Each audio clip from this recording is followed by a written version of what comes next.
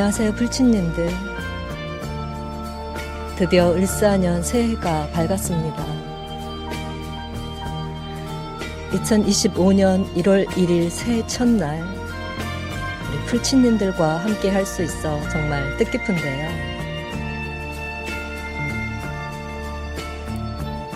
지난 한 해 기쁨도 있었고 어려움도 있었겠지만 지금 이 순간만큼은 시작된 을사년에 대한 기대와 희망만 생각하시기 바랍니다.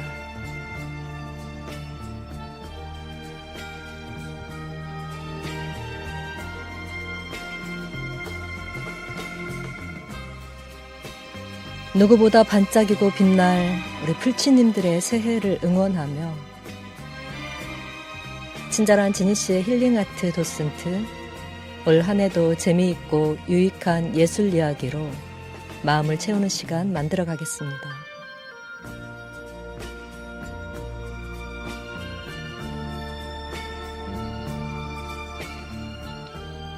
풀친님들과 함께 나눌 이야기들이 기대가 되는데요.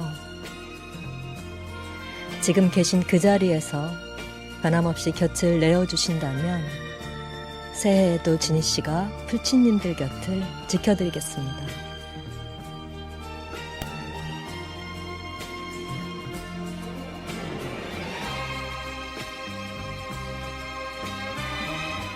자, 그럼 2025년의 새 여정을 힘차게 시작해 볼까요?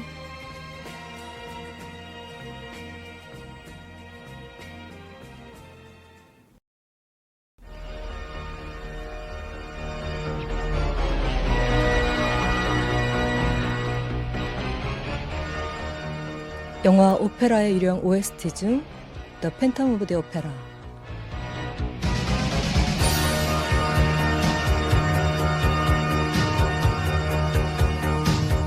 In sleep he sang to me, in dreams he came, that voice which calls to me and speaks my name. And do I dream again, for now I find the phantom of the opera is there inside my mind.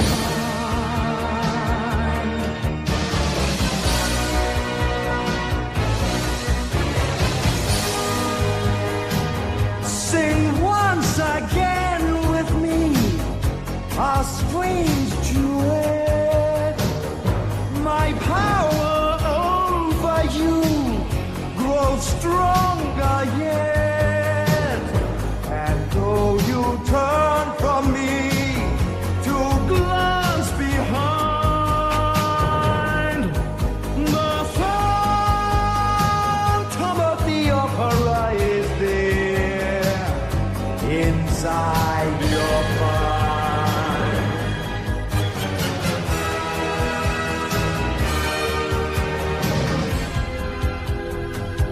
Those who have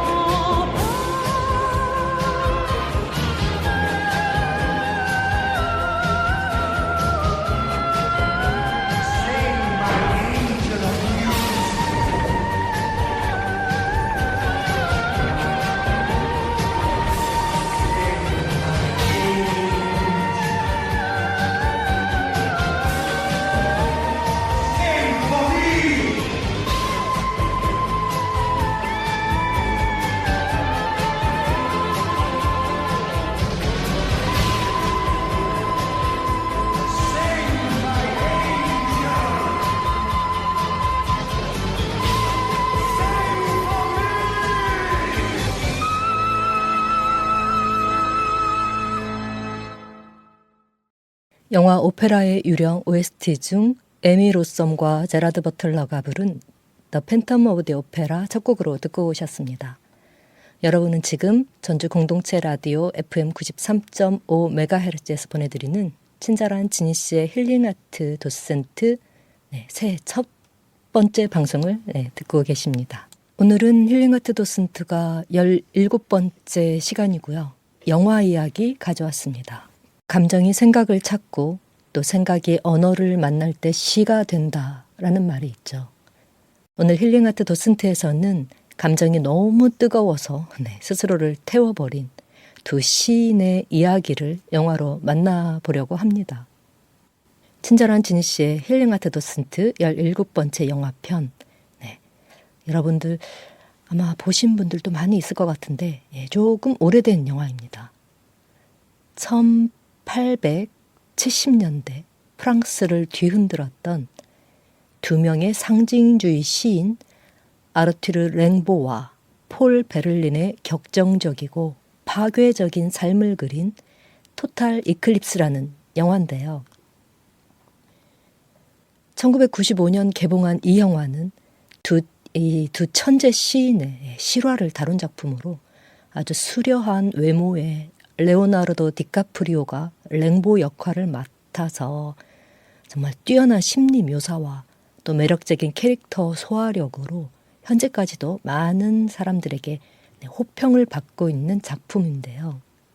파격적이고 또 거침없는 천재 랭보와 베를린의 사랑과 예술 그리고 고통이 얽힌 이들의 삶 속으로 들어가 보겠습니다.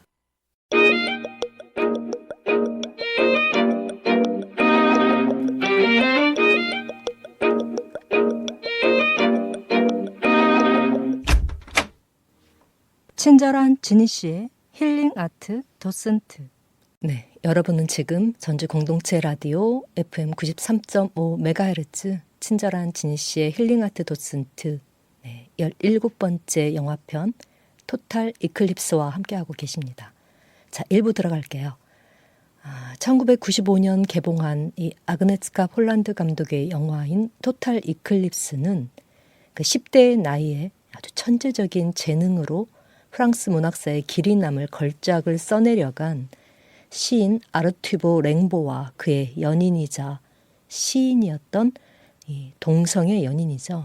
폴 베를렌의 사랑을 그린 작품입니다. 1995년도 그 당시로서는 사실은 굉장히 파격적이었던 그 동성애에 관해 다룬 영화이기도 하고 아르투보 랭보 역의 레오나르도 디카프리오를 명배우의 반열에 등극하게 해준 명작인데요. 그동안 이 소년의 삶, 또 길버트 그레이프 등을 통해 천재 아역 배우 이미지가 강했던 이 배우 레오나르도 디카프리오가 성인 연기자로 이미지 변신을 하는데 큰 도움이 된 영화이기도 합니다. 이 영화 촬영 당시 디카프리오 나이가 21살이었다는데 21살의 나이였음에도 불구하고 아주 파격적인 연기를 보여주죠. 나이가 무색할 정도의 연기력과 더불어 그의 충격적인 이 비주얼 또한 지금까지도 회자되고 있는데요. 영화 속 디카프리오의 모습을 보고 있으면 왜 베를렌이 랭보에게 그렇게까지 미쳤었는지 고개가 끄덕여진달까요. 보신 분들은 아마 공감하실 겁니다. 사실 저는 디카프리오가 제 이상형이나 이런 스타일은 전혀 아닌데 정말 풋풋하더라고요. 실제 랭보의 사진을 보면 이 디카프리오 젊은 시절과 정말 너무 흡사해서 깜짝 놀랐거든요. 캐스팅이 정말 신의 한 수이지 않나 싶은 영화이기도 합니다. 신 랭보는 천재라고 불렸는데 어릴 적부터 읽는 것 그리고 외우는 것에 대한 소질이 있었다고 해요. 그것을 감추지 않고 오히려 뽐내는 것을 좋아했다고 하고 문학평론가 김현님은 랭보의 시를 프랑스 시에 대한 대담한 반항이자 기독교 정신에 기반을 둔 유럽 문명 자체에 대한 문학적인 회의라고 평가를 했죠. 랭보의 출연은 프랑스 문학사에서 그 정도로 획기적인 일이었고 베를레는 이런 자유로운 영혼의 랭보에게 바람구두를 신은 사나이라는 별명을 붙여줍니다. 랭보 역시 베를렌과의 관계에서 오는 어떤 무수한 감정들을 이제 시로 토해내죠. 자, 영화 줄거리 한번 살펴보죠. 1871년 9월 파리에 성공한 젊은 시인인 이 폴 베를레는 아르투르 랭보가 보낸 주옥 같은 시 8편을 받게 됩니다. 영화는 랭보가 베를렌을 찾아오는 장면에서 시작하죠. 사전에 랭보가 보내온 시를 읽은 랭보의 천재성에 매료된 베를렌은 그를 보자마자 반하게 되지만 랭보는 그가 베를렌의 가족을 불편하게 만들었다는 이유로 이제 가족들로부터 쫓겨납니다. 문전박대를 당하죠. 어리지만 천재적인 랭보는 거부할 수 없는 매력으로 베를렌에게 다가오게 되고 베를렌은 가정과 랭보 사이에서 갈팡질팡하지만 가정을 버리고 랭보를 택합니다. 이 무슨 일인가요? 가정에서 버려졌다고 봐도 사실은 무방하죠. 베를렌은 쫓겨난 랭보를 찾아 빗속을 질주하고 랭보에게 집까지 구해주며 정성을 쏟습니다.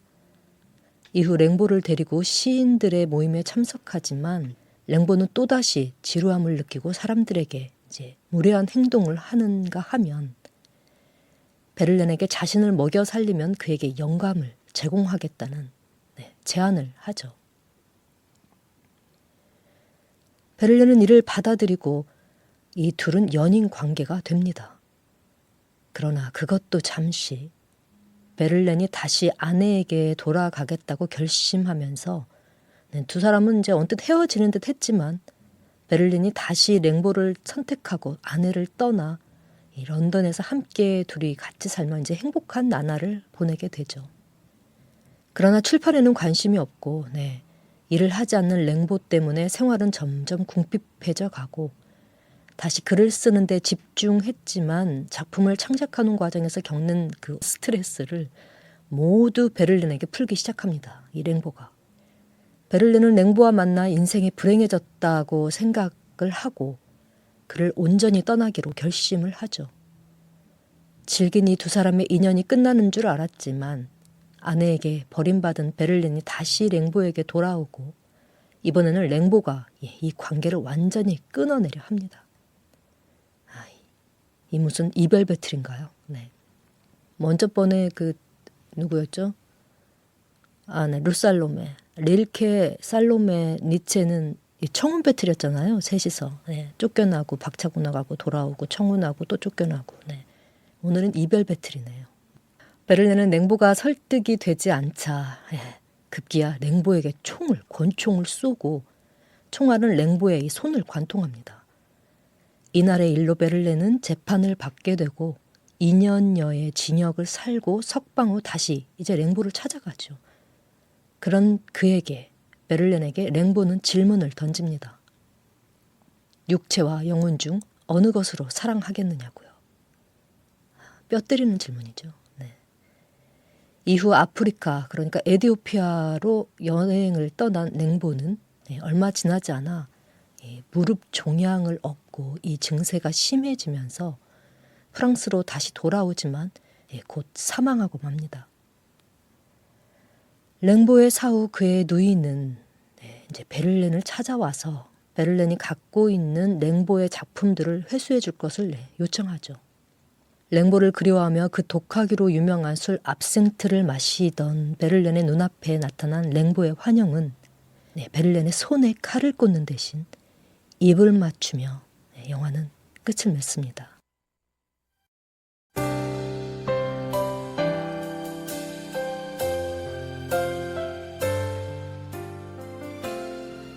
캐리앤 론의 IOU 그리고 김유나의 봄날은 간다 두 곡 듣고 오겠습니다. You believe that I've changed your life forever, and you're never gonna find another somebody like me. And you wish you have more than just a lifetime to give back all I've given you, and that's what you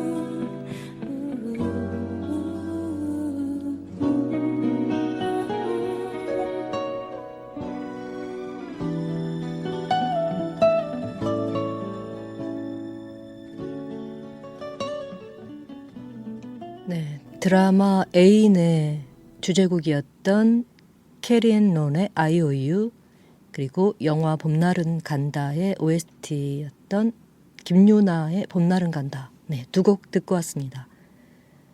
오늘 힐링하트 도슨트 브릿지 음악들은 모두 영화나 뮤지컬, 드라마 등의 삽입곡, 네, 타이틀곡이나 OST들을 선곡을 했습니다. 이제 2부, 네, 2부 순서 이어서 갈 건데요. 자, 여러분은 지금 전주 공동체 라디오 FM 93.5MHz에서 보내드리는 친절한 지니 씨의 힐링하트 도슨트 17번째 영화편 토탈 이클립스와 함께하고 계십니다. 사람들은 랭보를 왜 천재라고 부를까요? 프랑스 상징주의 혁명을 시작했다면 랭보는 그 혁명을 완성했다고 평가가 됩니다. 37년이라는 짧은 생을 살면서 지옥에서 보낸 한철과 채색 판화집이라는 두 권의 시집만을 완성한 랭보인데요. 수많은 상징들로 뒤덮여 여전히 열리지 않는 그의 작품들은 모두 10대 시절에 쓰인 것들인데, 놀랍게도 그가 프랑스 현대 시의 흐름을 바꾼 작품을 쓴 나이는 불과 16세에서 18세 그 짧은 기간 동안이며 20살이란 이른 나이에 절필을 하고 문학계를 떠나버립니다. 그때 이후로 그는 천재 시인, 조숙한 반항아, 저주받은 시인, 타고난 방랑자라는 호칭으로 불리곤 했죠.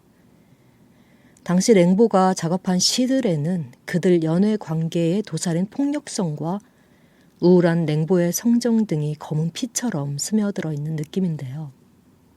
그의 대표작인 지옥에서 보낸 한철은 전체를 여는 서시, 또 자기 삶의 연대를 담은 나쁜 혈통, 환각기록, 지옥의 밤과 헛소리 1, 2, 또 서구 문명과 기독교에 대한 증오를 담은 불가능, 탈출을 꿈꾸는 섬광, 지옥의 밤이 끝났다고 외치는 아침, 또 방황과 고통의 여정을 끝마치는 이별 등 그 전체가 하나의 구조를 이루는 시로서 완성된 걸작으로 평가받는 랭보의 대표작이기도 합니다.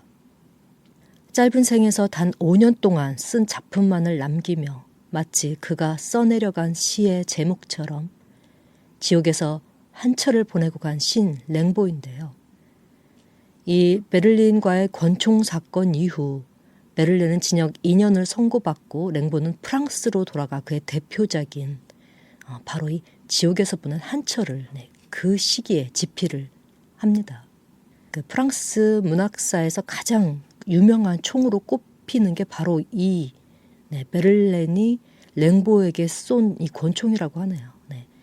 이 사건 후 베를린이 구매한 그 브뤼셀의 총포상으로 이제 총은 되돌아갔고 1981년 이 총포상이 문을 닫은 뒤 한 수집가에게 판매가 되었는데 몇 년 전 파리 크리스티 경매에서 43만 4,500유로, 하나로 약 6억 4천만 원에 팔렸다고 합니다.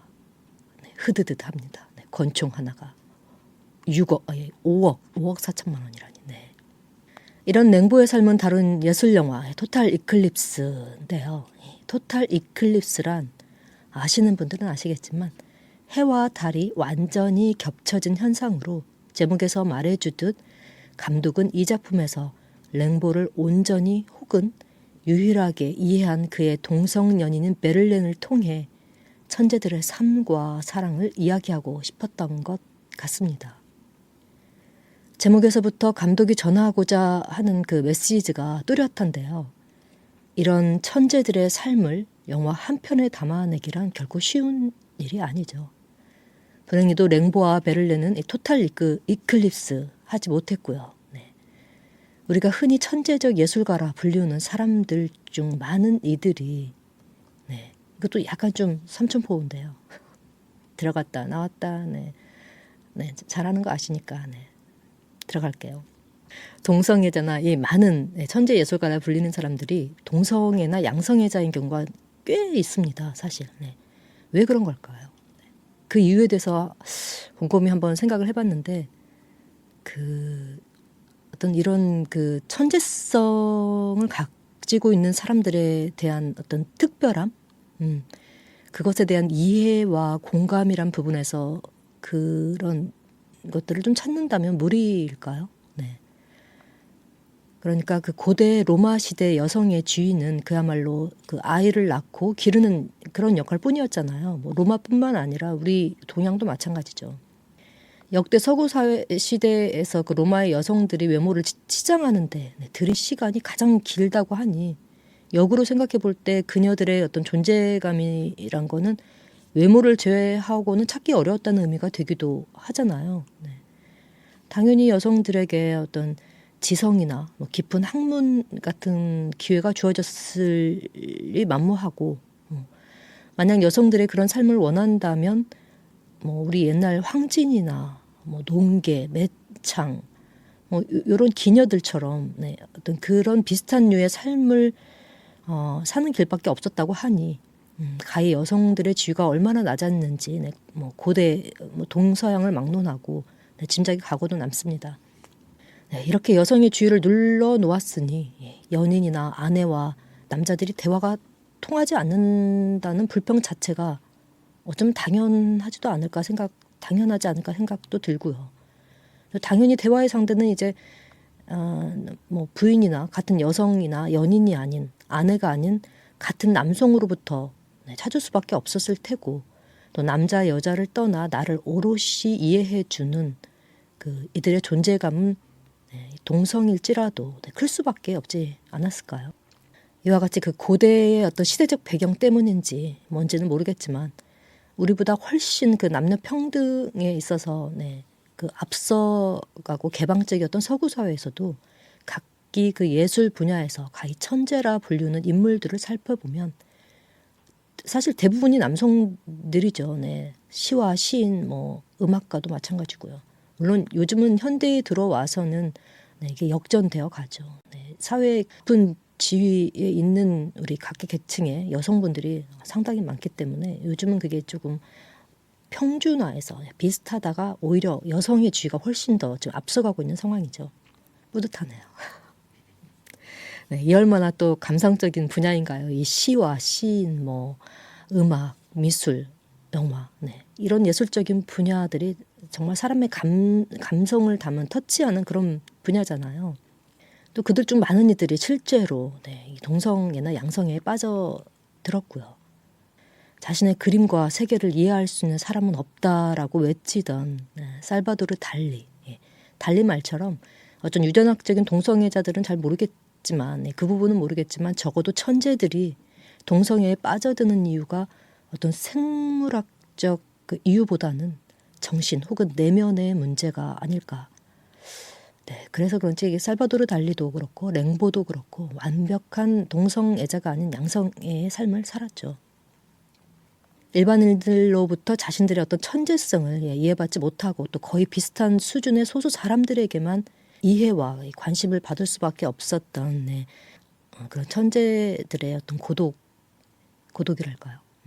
자신들의 세계를 이해해주는 이를 만나면 서로 그 상대가 남성일지라도 같은 동성일지라도 빠져드는 이들의 사랑이 어떤 동성애라는 관점이 아닌 그냥 한 인간이 자신을 이해해주고 이해해주는 한 인간을 또 만나서 사랑한다 라는 시각으로 바라보면 너무 억측인가요?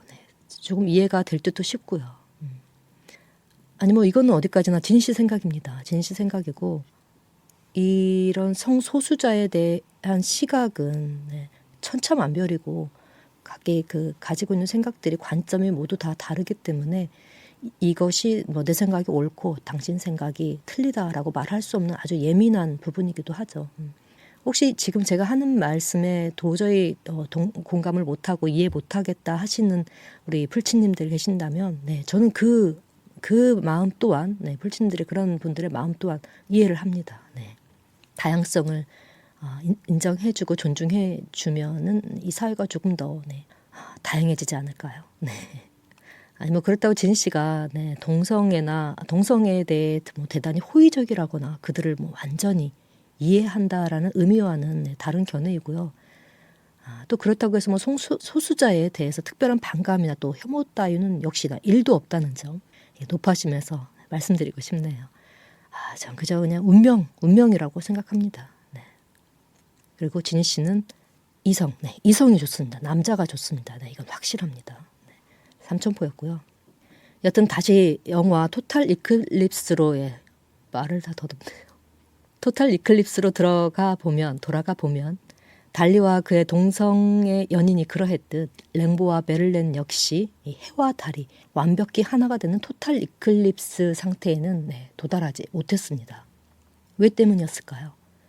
메를렌은 랭보의 시를 이해하고 랭보의 천재성을 인정하면서도 그와 경쟁하며 그를 진정으로 품어주지 못했는데요. 해와 달의 만남이 아닌 이 두 개의 태양의 만남이었던 거죠. 한 우리 안에 호랑이나 사자, 수컷들이 둘씩 있다고 상상해 보세요. 서로 자기가 왕하겠다고 터지게 싸우겠죠. 그런 모양새라고 보시면 될 것 같습니다. 이 천재들의 사랑을 통해 한 사람이 또 다른 한 사람에게 어떻게 빠져들고 사랑하는지를 엿볼 수 있는, 또 그럼에도 불구하고 천재들의 사랑이 행복하기보다는 더 아픈 이유가 그들 스스로에게 몰두하는 힘이 너무 큰 나머지 둘이서 하나 되는 사랑, 즉 해와 달이 하나 되는 토탈 이클립스가 되기에는 가까이 하기엔 너무 먼 당신이었다는 심오한 깨달음과 함께 진한 인생의 페이소스를 안겨준 영화 토탈 이클립스.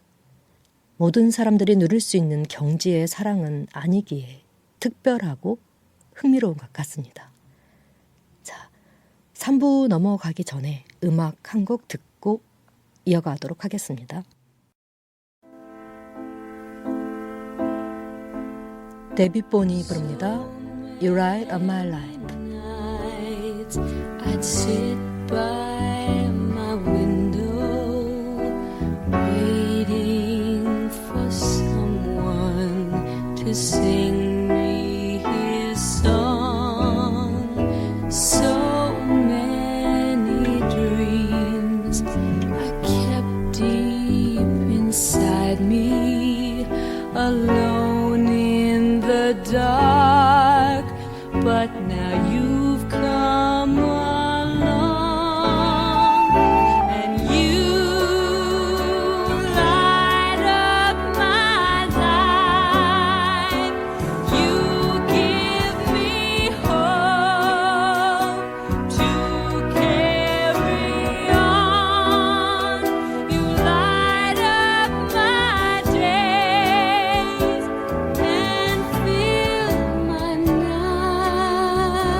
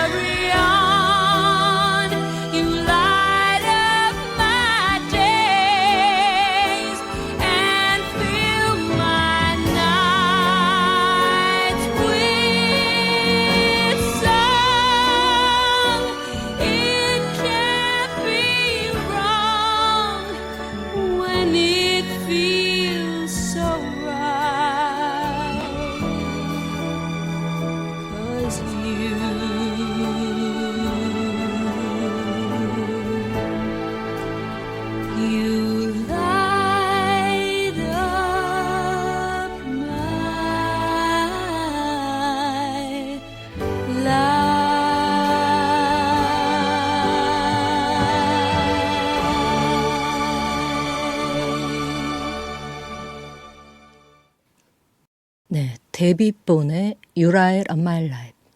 내 인생의 빛이 되어준 그대. 뭐 이렇게 해석되는 곡이죠.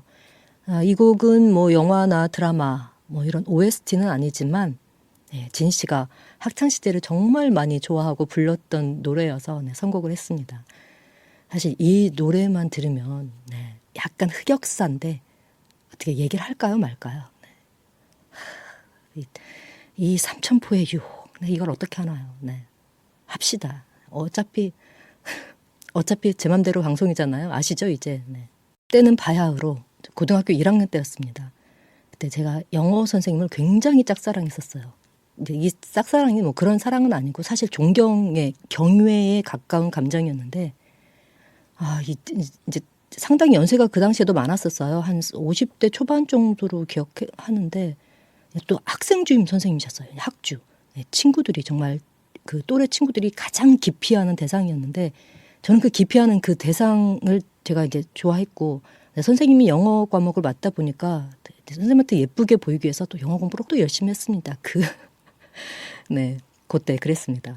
막 단어도 열심히 외우고 막 저요 선생님 저요 하고 막 아는 체도 하고 선생님 얼굴에 이제 눈도장 찍히기 위해서 네, 한참 그러던 어느 날 이제 점심시간 다음에 5교시 제가 영어 시간이었는데 제가 살짝 늦었어요. 이제 수업이 시작하고 나서 네, 들어가게 됐는데 이 영어 시간에 늦게 되면 벌칙이 있었어요. 네, 늦게 들어온 학생은 이제 앞에 나와서 노래를 하든 춤을 추든 개그를 하든 뭔가를 하고 가는 게 벌칙이었는데 그날따라 제가 살짝 늦어가지고 보니까 선생님께서 수업을 하고 계시는 거예요. 이걸 어떡하지? 살짝 들어가려고 눈치를 보다가 마침 필기를 하고 계시더라고요. 칠판에. 때는 요때다 하고 정말 문을 살금살금 문을 열고 살금살금 쥐처럼 기어서 딱 가서 앉는 순간 거기 뭐야 거기서 동작 그만 이 선생님 특징이 항상 말을 리바이벌 하십니다. 한 번으로 안 끝나요. 거기서 알았어 다시 해 늘 이렇게 리바이벌을 하시는 게 특징인데 동작 그만 어디 쥐새끼처럼 살금살금 들어와가지고 누구 눈을 속이려고 이제 나갔죠. 노래를 하든 춤을 추든 개그를 하든 빨리 뭐든 하고 가. 뭐 할 거야? 네. 노래 부를게요. 노래? 제목이 뭐야? 데뷔본의 You Light on My Life. 다시 말해봐. You Light on My Life. 자, 칠판에다 쓰시기 시작하시는 거예요. 누가 선생님 만일일까 봐. 자, You Light on My Life. 뜻 해석해봐. 네? 내 인생을 밝혀준 그대? 내 인생의 빛을 밝혀주세요? 뭐 그런 뜻인데요. 알았어. 불러. So many nights. 노래가 끝나자마자 친구들이 우레와 같은 박수를 쳐주길래 그래 내가 또 노래는 좀 하지 또 먹혔구나 막 이러면서 네 어깨를 의기양양하면서 딱 들어가려는 찰나 제 뒤통수에 대고 선생님이 한마디 하시더라고요. 뒤로 다시 와 네? 노래 불렀는데요 선생님. 야 그래 노래는 어떻게 그냥 대충 들을만 해. 그런데 발음이 그게 뭐냐. 그 발음으로 내 앞에서 번데기 앞에서 주름을 잡아? 그 발음으로 너 지금 영어 선생님 앞에서 팝송 부르냐? 됐고 다시는 팝송 부르지 마 이러시는 거예요. 사실 기분 나빴지만 네 알겠습니다 하고 들어가려는 찰나에 다시 또 저를 부르는 거예요. 거기서 네? 아직 안 끝났나요 선생님? 자 해석해봐. 네. 이 3분짜리 3분 몇 분인가 3분 35초짜리 노래를 네, 해석을 하라는 겁니다. 해석까지 해야 됩니까? 선생님 그거는 벌칙에 없던 것 같은데요. 그랬더니 알았어 들어가 봐. 그래서 이제 그 상황이 마무리가 됐는데 네, 그랬다는 얘기입니다. 네. 싱겁나요? 그때 이후로 제가 어디 가서 팝송 잘 안 불렀어. 특히 네, 이 트라우마가 생겨가지고 네. 아니 팝송 부르는데 거기서 해석을 하라고 하는 네, 그런 경우가 어디 있습니까? 그렇지 않습니까? 네, 노래만 잘 부르면 되지 뭐. 어쨌든 영어 선생님 앞에서 무슨 배짱으로 저도 네, 팝송을 불렀는지. 근데 상당히 그 당시에도 제가 발음이 괜찮았는데 네, 요즘 같지 않았다고요. 네. You Light on My Life. 네. 어쨌든 그랬다는 얘기였고요. 네. 삼천포 엄청 길었네요. 네. 자, 3부 들어가겠습니다. 자, 이 영화 토탈 토탈 이클립스의 시나리오는 랭보가 16세에서 19세 사이에 쓴 작품들 중 서로 주고받은 것으로 보이는 시의 내용을 두 사람의 내용을 통해 두 사람의 관계를 유추했다고 하고요. 영화 속 등장 인물들의 어떤 감정이 널뛰기를 하면서 연결이 잘 안 되는 어떤 그런 느낌이 다소 있었는데 창작자의 어떤 상상보다는 기록에 의존했기 때문이 아닐까 싶고요. 동성애에 관심이 없는 진씨 같은 이성애자가 보아도 마지막 그 회상 장면, 그 손에 키스하는 장면 있죠. 이 장면은 정말 마음이 아려오는 명장면 중에 하나입니다. 강압적인 사회 분위기 속에서 억압되어 있던 이들의 사랑은 어찌 보면 정해져 있던 운명이었는지도 모르겠고요. 그 만남이 비록 그들을 절벽 끝으로 내몰았을지라도 말이죠. 21세 때 시를 접은 랭보는 생계를 위해 다른 삶을 선택하지만 결국 지옥에서 보낸 한철과 같은 불멸의 작품을 남겼고 베를레는 무언의 로망스를 통해 랭보와의 시간을 회상하며 그를 글로 남깁니다. 베를레는 랭보 사후 시 편집 작업에 참여하다가 5년여 뒤 세상을 떠났다고 하고요. 랭보가 37세의 젊은 나이로 암으로 세상을 떠난 현실은 그 짧지만 강렬했던 그의 삶과도 대비가 되는데요. 토탈 이클립스는 이들의 마지막 여정을 담담하면서도 또 시적으로 그려내며 천재성과 인간적 결함을 어떻게 받아들여야 하는지에 대한 질문을 관객들에게 끊임없이 던집니다. 랭보 역은 원래 그 리버 피닉스라는 배우였는데 그가 갑자기 사망하면서 실제로 랭보와 많이 닮은 이 디카프리오를 랭보 역에 캐스팅하게 되었고 결과적으로 이 캐스팅이 제가 일부에서 말한 것처럼 신의 한 수가 되어서 큰 성공을 거두죠. 디카프리오가 인기 스타로 발돋움하는 계기가 된 영화이고요. 그는 이 작품의 작품성만을 보고 출연 결심을 했다고 하는데 국내 극장 개봉 당시에는 이 아르투르 랭보와 이 베를렌의 키스 장면이 검열에서 삭제가 됐다고 해요. 반쯤 잘려서 나왔다고 하는데 그것도 노골적으로 싹둑싹둑 자른 가위질한 느낌이 너무나 선명하게 들 정도로 성의 없이 잘라 놓아서 관객들에게 원성을 샀다나 뭐라나 그런 말이 있더라고요. 여하튼 그럼에도 불구하고 네티즌 평점 10점 만점에 8.73 정도를 기록한 걸 보면 영화 전반에 흐르는 어떤 주제의식이 그 동성애라는 예민한 그 소재를 떠나서 많은 관객들에게 어떤 지지를 얻은 것으로 보이고요. 요즘은 퀴어 영화가 많이 개봉하고 있고 또 특수 팬층이 있을 만큼 보편화되어 있는 편이지만 이 영화가 개봉할 당시인 1955년 당시만 해도 사실 굉장히 충격적인 소재였고 어쨌든 한 시대를 풍미한 천재 시인들의 삶을 부정하지 않고 논란의 여지가 있을 수 있는 부분까지도 있는 그대로 담아냈다는 점은 높이 평가하고 싶은 지점입니다. 모든 것은 끝이 있지만 또 예술은 영원히 살아 숨쉬죠. 사실 동성애고 뭐고 다 필요 없고 이 레오나르도 디카프리오 얼굴만 쳐다봐도 본전 생각은 안 난다는 그때 그 시절 화제의 문제작 토탈 이클립스였습니다. 스팅의 Save of My Life 듣고 반편지 이어가겠습니다.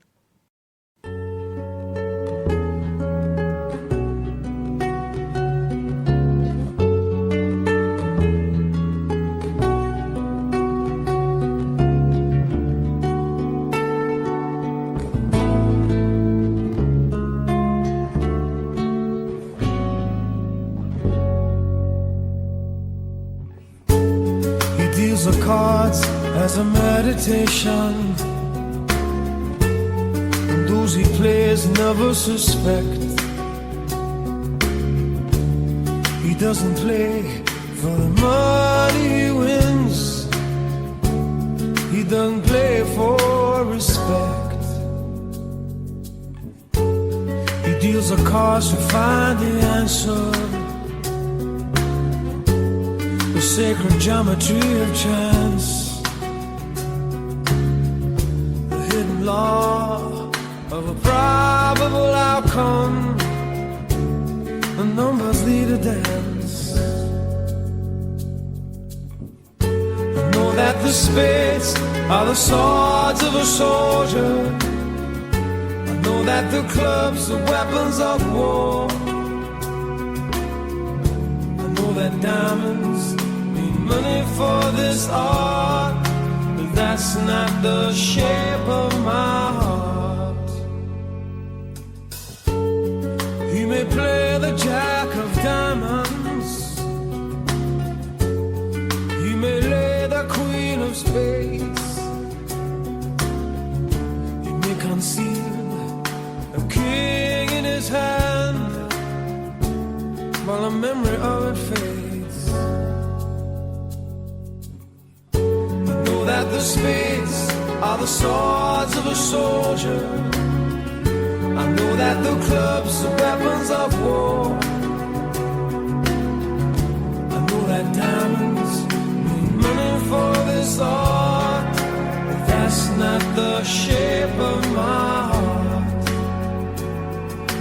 That's not the shape of my heart.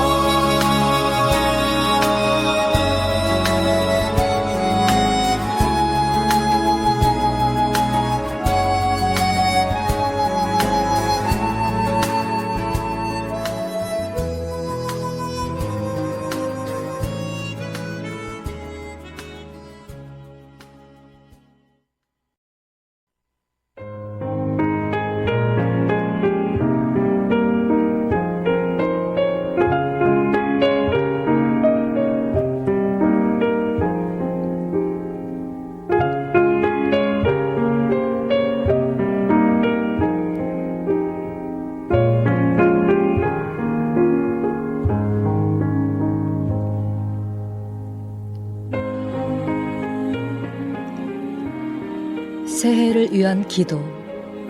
이혜인. 1월에는 내 마음을 깨끗하게 하소서.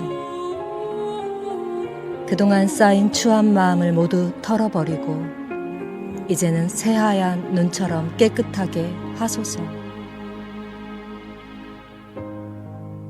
2월에는 내 마음에 꿈이 싹트게 하소서. 하얀 백지에 내 아름다운 꿈이 또렷이 그려지게 하소서.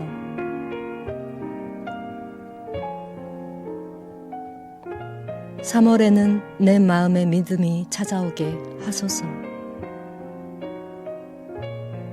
의심을 버리고 믿음을 가짐으로 삶에 대한 기쁨과 확신이 있게 하소서.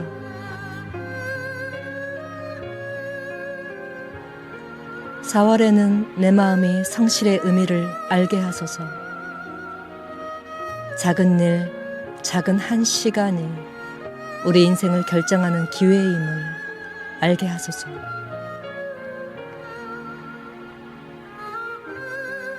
5월에는 내 마음에 사랑으로 설레게 하소서. 우리 삶의 아름다움은 사람 안에 있음을 알고 사랑으로 가슴이 물들게 하소서. 6월에는 내 마음이 겸손하게 하소서. 남을 귀히 여기고 자랑과 교만에서 내 마음이 멀어지게 하소서. 7월에는 내 마음이 인내의 가치를 알게 하소서. 어려움을 참고 오랜 기다림이 없는 열매는 좋은 열매가 아님을 알게 하소서. 8월에는 내 마음에 쉼을 주시옵소서. 건강을 지키고 나와 남을 여유 있게 볼 수 있는 쉼을 갖는 시간을 갖게 하소서. 9월에는 내 마음의 평화를 느끼게 하소서. 마음의 평화는 내 의지로 되는 것이 아니라 내가 성숙할 때 함께 자라는 것임을 알게 하소서. 10월에는 내 마음이 은혜를 알게 하소서. 나의 오늘이 있게 한 모든 이들의 은혜가 하나하나 생각나게 하소서. 11월에는 내 마음이 욕심을 버리게 하소서. 아직도 남아있는 욕심과 미움과 갈등을 버리고 빈 마음을 바라보면서 만족하게 하소서. 12월에는 내 마음에 감사가 일어나게 하소서. 계획한 일을 이루지 못했던 지난 한 해의 모든 것을 감사하게 하소서.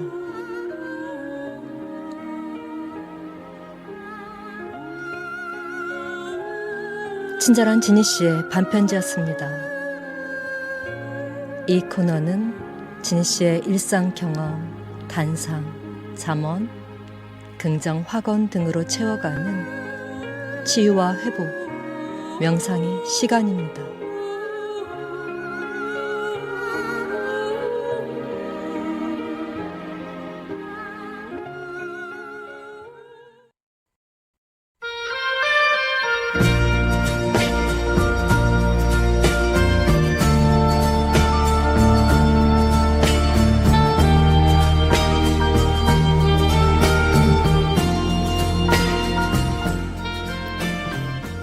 오늘 친절한 지니 씨의 힐링아트 도슨트에서는 영화 토탈 이클립스를 통해 랭보와 베를렌의 뜨거운 삶을 들여다보았습니다.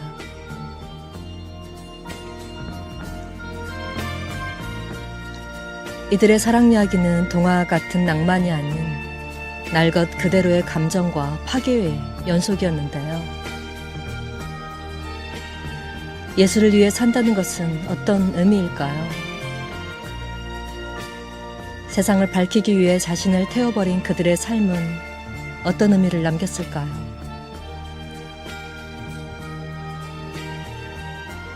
랭보가 남긴 나는 다른 나다 라는 말은 우리에게 스스로의 모순을 받아들이고 혼란 속에서도 아름다움을 발견하라는 메시지를 전합니다.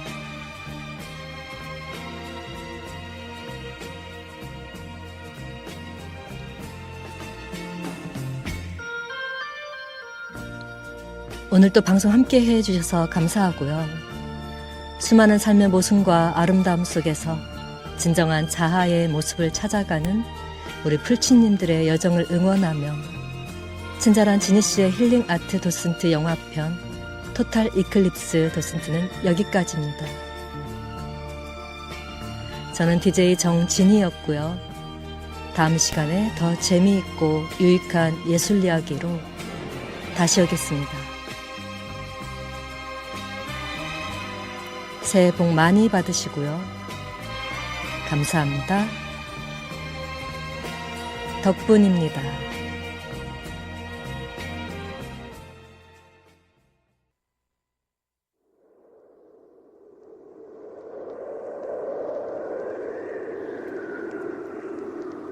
오늘 끝곡은 바브라 스트라이샌드가 부르는 메모리입니다.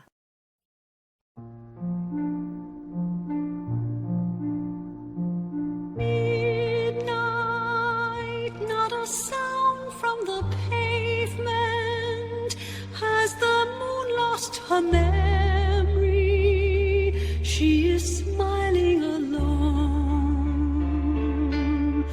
In the lamplight, the withered leaves collect at my feet, and the wind begins to mourn. Memory, all alone in the moonlight.